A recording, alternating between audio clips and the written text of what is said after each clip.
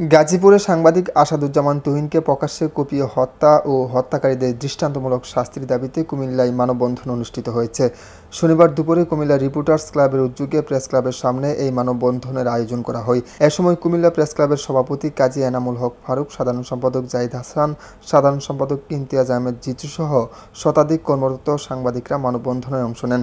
এছাড়া বিভিন্ন রাজনৈতিক সামাজিক সংগঠনের নেতৃবৃন্দরা একাত্মতা পোষণ করে মানববন্ধনে বক্তব্য রাখেন। মানববন্ধনে বক্তারা বলেন, সাংবাদিক আসাদুজ্জামান তুহিনকে যারা প্রকাশ্যে কুপিয়ে হত্যা করেছে, প্রকৃত অপরাধীদের গ্রেফতার করে দ্রুত বিচার নিষ্পত্তি করতে হবে।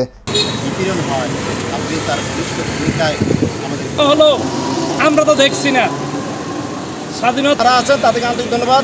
তারা এই সময়যোগী পদক্ষেপ নেওয়ার জন্য আমরা বাহিনী তদন্ত করে জীবন প্রতিনিয়তন দিয়ে আমাদের এই বিচার এবং আসামিদেরকে গ্রেফতার করা করে তুলেছে, যে প্রতিবাদ জানাচ্ছে কুমিল্লা রিপোর্টার্স ক্লাব।